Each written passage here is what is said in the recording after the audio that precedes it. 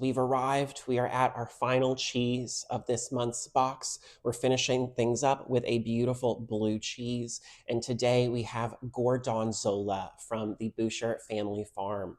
Really lovely Vermont cow's milk blue cheese. The Boucher family farm been operating since the 1940s.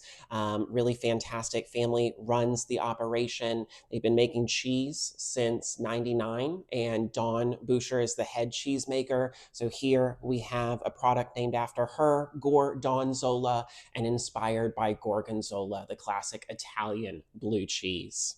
When the Boucher family farm started making cheese back in 99. They were the first farmstead blue cheese that you could purchase in Vermont. So really set the stage for some of the artisanal cheese making that we have in that region today. And this is a great example of some of our northeastern blue cheeses. When you open it up, you're going to notice really nice blue veining throughout the cheese, some large pockets where that mold has been allowed to bloom and really develop a lot of fantastic flavors. And then on the outside, we have a natural rind, which is going to look a good bit different than many blue cheeses that you'll see at the grocery store or in the cheese shop. Often, cheesemakers will slice off the outside of their blue cheeses so that you can see that they are, in fact, blue. It actually is a tradition that dates back to Charlemagne in France, fell in love with blue cheeses like Roquefort, and demanded that all wheels of cheese sent to his court should be sliced in half so that he can see those beautiful blue veins running through the chunk of cheese. With the Gore-Dawn-Zola here, we're going to get some really nice, bright, spicy flavors to it. As a naturally rinded blue, it's going to be a little bit more complex and robust compared to some other blue cheeses. Has been aged, so we get a pretty firm, dense texture to it. So you're going to get a nice crumble that'll turn quite creamy on the palate. I think this is going to be a great way to finish up our tasting. Blue cheeses have such a robust flavor to them that they tend to linger on the tongue and affect how you perceive other flavors.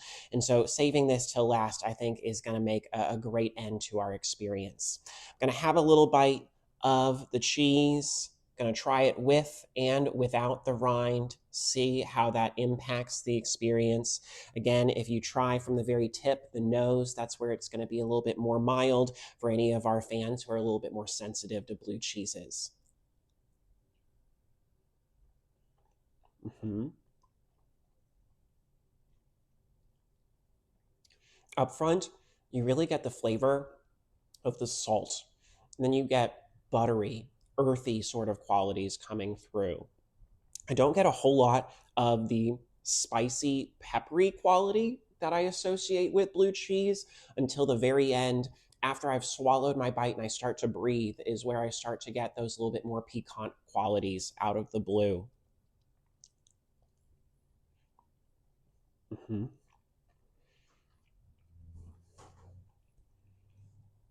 I actually really like that with the rind on there.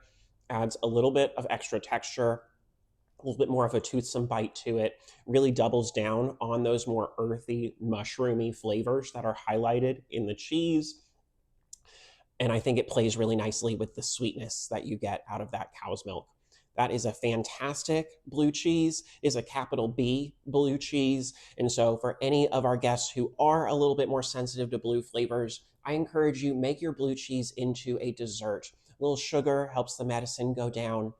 Pair blue cheeses with honeys and chocolates and caramels. We actually did a little cookie and cheese tasting earlier this month. Nice pecan chocolate chip cookie with a crumble of blue cheese was the showstopper. So get baking if you want to try that out. Our pairing in our signature box this month are these chili peach rings, which are super nostalgic to me. Take me back to the Mexican grocery store. Getting a little fruit with some tahini is one of my favorite summer snacks. And so I think this is going to be lovely. And this is a great example of trying to match intensity of flavor between our pairings. We really want the cheese and the pairing to combine in a way where neither product is dominated, and instead those flavors are elevated and enhanced. And so having a nice bold blue cheese cheese with a spicy, sweet chili peach ring, I think we should be able to check those boxes quite nicely. A little bit of extra blue to enjoy with my nice candy here.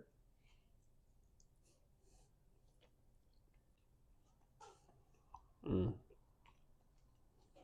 Hmm. So that's something that I have never tasted before, but I like it a lot. It reminds me of fruit and yogurt in the morning if I accidentally put some tahini in there because I was feeling wild. But honestly, that comes together in a really, really nice way.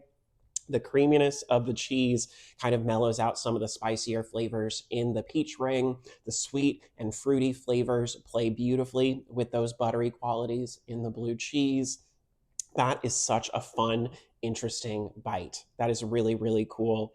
I hope that y'all enjoy that. If you want something a little bit different, try it out with that pumpkin jam, which I think would also be spectacular. Really enjoy your blue cheese as a dessert, and you can't go wrong.